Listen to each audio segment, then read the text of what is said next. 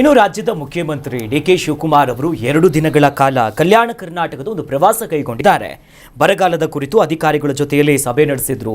ಇನ್ನು ಈ ಸಂದರ್ಭದಲ್ಲಿ ಸಾಲ ಮನ್ನಾ ಮಾಡ್ತೀವಿ ಅಂತ ಒಂದು ಹಿಂಟ್ ಕೊಟ್ಟು ಬಿಟ್ಟಿದ್ದಾರೆ. ಯಾಕಂತಂದ್ರೆ ಈ ಮಹಾರಾಷ್ಟ್ರದಲ್ಲಿ ಸಾಲ ಮನ್ನಾ ಮಾಡಿದ್ದಾರೆ, ಆ ಬಗ್ಗೆ ಇಲ್ಲೂ ಕೂಡ ಆಗುತ್ತಾ ಅಂತ ಒಂದು ಪ್ರಶ್ನೆ ಕೇಳ್ತಾರೆ. ಆಗ ಅದ್ರ ಬಗ್ಗೆ ಯೋಚನೆ ಮಾಡ್ತೀವಿ, ಕೃಷಿ ಸಾಲವನ್ನ ಮನ್ನಾ ಮಾಡುವ ವಿಚಾರವಾಗಿ ನಾವು ಯೋಚನೆ ಮಾಡ್ತೀವಿ ಅಂತ ಹೇಳಿದ್ರು. ಹಾಗಾಗಿ ಜನಪರವಾಗಿ ನಾವು ಕೆಲಸ ಮಾಡ್ತಿದ್ದೀವಿ, ಮತ್ತೆ ಅಧಿಕಾರಿಗಳು ಯಾರ್ಯಾರು ಸರಿಯಾಗಿ ಕೆಲಸ ಮಾಡ್ತಿಲ್ಲ ಅವರಿಗೆ ಒಂದು ಕಡಕ್ಕಾಗಿ ಕಿವಿ ಹಿಂಡು ಕೆಲಸವನ್ನ ಕೂಡ ಸಿಎಂ ಮಾಡಿದ್ದಾರೆ. ಜೊತೆಲಿ ಮಾತನಾಡಿದ್ರು. ಇವತ್ತು ನೋಡಿ ಬರೋಣ. ಬರಗಾಲ ನೋಡ್ಲಿಕ್ಕೇನೆ ಇಲ್ಲಿ ಬಂದಿದ್ದೀನಿ. ಜನರ ಮತ್ತು ಜನಪ್ರತಿನಿಧಿಗಳನ್ನ ಭೇಟಿ ಮಾಡ್ಲಿಕ್ಕೆ ಬಂದಿದ್ದೀನಿ. ಇನ್ನ 2-3 ದಿನ ಬಿಟ್ಟು ಬೆಳಗಾವಿ ಕೂಡ ಹೋಗ್ತಾ ಇದ್ದೀನಿ. ಸೊ ಎಲ್ಲಾ ಕಡೆ ಹಳ್ಳಿಲಿ ಏನಿದೆ ಸಮಸ್ಯೆ ನೋಡಿ, ಅದಕ್ಕೆ ಕಾನೂನು ಒಂದು ಚೌಕಟ್ಟಿದೆ. ಬರಗಾಲ ಘೋಷಣೆ ಮಾಡೋದು, ಸಮಸ್ಯೆ ಬಗೆಹರಿಸಬೇಕು ಅಂತ ಈ ಬೇಡಿಕೆಗಳೆಲ್ಲ ಜನ ಎಲ್ಲ ಕೊಟ್ಟಿದ್ದಾರೆ. ಅದಕ್ಕೆ ಹೊಸದಾಗಿ ಪ್ರಜಾ ಇಲಾಖೆ ಅಂತ ನೇಮಕ ಮಾಡಿ ಅದಕ್ಕೆ ಒಂದು ಮಿನಿಸ್ಟ್ರಿನ ಇಟ್ಟು ಅದಕ್ಕೆ ಎಲ್ಲ ಅವರ ಅರ್ಜಿಗಳೆಲ್ಲ ಪರಿಶೀಲನೆ ಮಾಡಿ ಅವ್ರು ಎಷ್ಟು ನ್ಯಾಯ ಒದಗಿಸ್ಕೊಡ್ಬೇಕು ಆ ಕೆಲಸವನ್ನ ನಮ್ಮ ಸರ್ಕಾರ ಮಾಡ್ತದೆ. ಒಂದು ಕಡೆ ಇಷ್ಟು ದಿನ ಮಳೆ ಇರಲಿಲ್ಲ, ಈಗ ಸ್ವಲ್ಪ ಮಟ್ಟಿಗೆ ಮಳೆ ಆಗ್ತಿದೆ, ಬೆಳೆಗಳನ್ನು ನೋಡಬೇಕು. ಮತ್ತೊಂದು ಕಡೆಯಲ್ಲಿ ಈ ಸಾಲ ಮನ್ನಾದ ವಿಚಾರ ಬಂತಲ್ಲ ಸರ್, ಒಂದು ಕಡೆ ಖಜಾನೆ ಖಾಲಿ, ಅಭಿವೃದ್ಧಿ ಶೂನ್ಯ, ಏನೋ ಭರವಸೆ ಮಾತ್ರ ಚಾನ್ಸಸ್ ಇದೆಯಾ ಅಂತ ಇಂಥದ್ರ ಬಗ್ಗೆ? ಇದೊಂದು ಸಾಹಸ ಅನ್ನೋದಕ್ಕಿಂತ ದುಸ್ಸಾಹಸ ಕೈ ಆಗ್ತಾ ಇದೆ ಸರ್ಕಾರ ಅಂತ ಹೇಳ್ಬೋದು. ವಾಡಿಕೆಗಿಂತ ಮಳೆ ಕಡಿಮೆ ಆಗಿದೆ, ಬರಗಾಲದ ಸೂಚನೆ ಸಿಕ್ಕಿದೆ, ಇನ್ನೊಂದು ಸಿಕ್ಕಿದೆ, ಮತ್ತೊಂದು ಸಿಕ್ಕಿದೆ. ರೈತರನ್ನ ಕೈ ಹಿಡಿಬೇಕು ಅನ್ನೋ ನಿಟ್ಟಲ್ಲಿದ್ದರೆ ಇವರಿಗೆ ಮೋಡ ಬಿತ್ತನೆಗೆ ಅವಕಾಶ ಇತ್ತು, ಆ ನಿಟ್ಟಲ್ಲಿ ಕೃಷಿಗೆ ಉಪಯೋಗ ಆಗುವಂಥ ನಿಟ್ಟಲ್ಲಿ ಮಾಡ್ಬೋದು. ಸಾಲ ಮನ್ನಾದ ಲೆಕ್ಕಾಚಾರಕ್ಕೆ ಇವ್ರು ಕೈ ಹಾಕುವಷ್ಟು ಇವ್ರ ಹತ್ರ ಹಣಗಳಿಲ್ಲ. ಮತ್ತೊಂದಷ್ಟು ಸಾಲದ ಕೂಪಕ್ಕೆ ಸಿಕ್ಕಾಕೋಬೇಕು.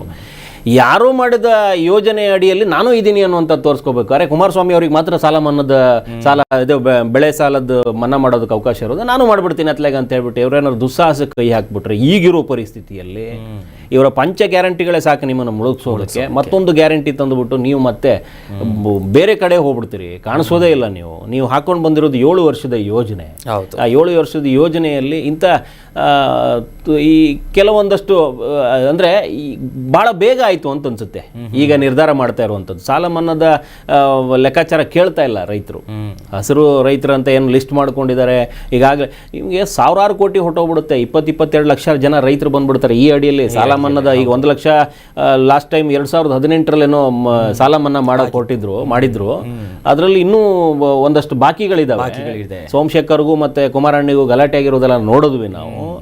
ಆ ಯೋಜನೆಗಳನ್ನ ಅಂದರೆ ತರೋದು ಮುಖ್ಯ ಅಲ್ಲ, ಅದನ್ನು ಸರಿಯಾಗಿ ಅದನ್ನು ನಿರ್ವಹಣೆ ಮಾಡೋಕ್ಕಾಗಲ್ಲ ಇವ್ರ ಕೈಯಲ್ಲಿ. ಸಾಲ ಮನ್ನಾ ಹೆಂಗೋ ಮಾಡ್ಬಿಡ್ತಾರೆ, ದುಡ್ಡಿರ್ಬೇಕಲ್ಲ.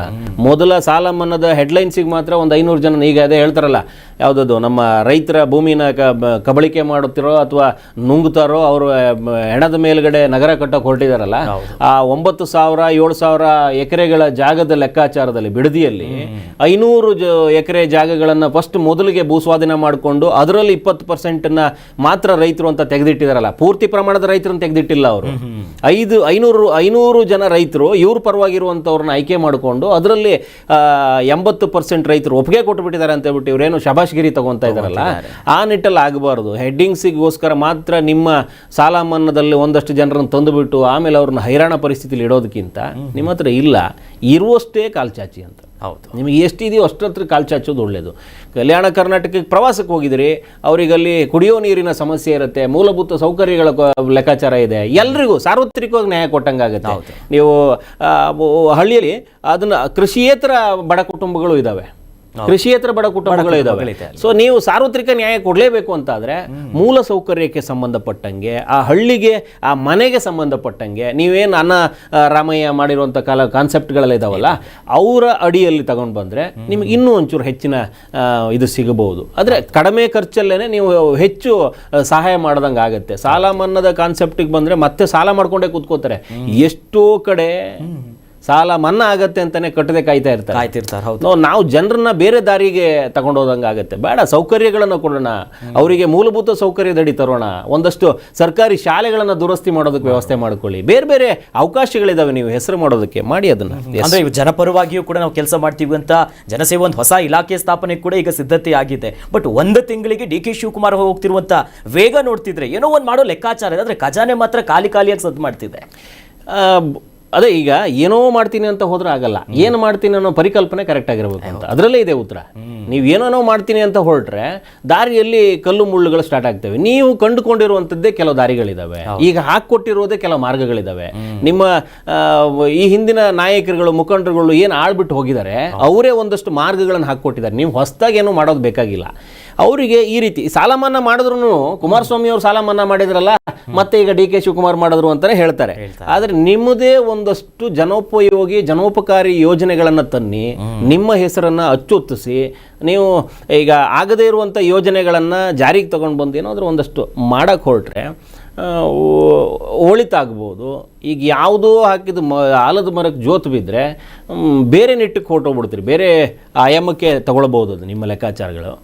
ಈಗ ನಾವು ಅದನ್ನೇ ಹೇಳ್ದಂತೆ ಬಡವರ ಪರವಾಗಿ ರೈತರು ಅಂತ ಬಂದರೆ ರೈತರ ಜೊತೆಗೆ ಬಡವರು, ನೀವು ಮೂಲಭೂತ ಸಂಬಂಧಪಟ್ಟಂಗೆ ತಗೊಂಡು ಬಂದರೆ ಎಲ್ಲರೂ ಬಂದುಬಿಡ್ತಾರೆ ಅದರಲ್ಲಿ. ಸಾಲ ಮನ್ನದ ಆಸೆ ತೋರಿಸಿ ಅವ್ರನ್ನ ಮತ್ತೆ ಹೈರಾಣ ಮಾಡೋದಕ್ಕಿಂತ ನಿಮ್ಮಲ್ಲಿ ಯಥೇಚ್ಛವಾಗಿ ಹಣ ಇದೆಯಾ, ಮಾಡೋದಕ್ಕೆ ಆಲೋಚನೆಗಳಿದಾವ, ಒಳ್ಳೆ ದಾರಿಯಲ್ಲಿ ಸದ್ಬಳಕೆ ಮಾಡೋದಕ್ಕೆ ನಿಮ್ಮ ಪಂಡಿತೋತ್ತಮರನ್ನು ಕೂರಿಸ್ಕೊಂಡು ಒಂದಷ್ಟು ಜನಕ್ಕೆ ದಿನ ಉಪಯೋಗಕ್ಕೆ ಬರುವಂತೆ, ದಿನಬಳಕೆ ಸಂಬಂಧಪಟ್ಟಂಗೆ, ಈ ಜನಜೀವನ ಸರಾಗ ಆಗುವಂತೆ, ಬಡ ಜನರಿಗೆ ಉಪಯೋಗ ಆಗುವಂತೆ ಹಳ್ಳಿಗಾಡನ್ನು ಮನಸ್ಸಲ್ಲಿಟ್ಟುಕೊಂಡು ಹೊಸ ಯೋಜನೆ ತಗೊಂಬನ್ನಿ.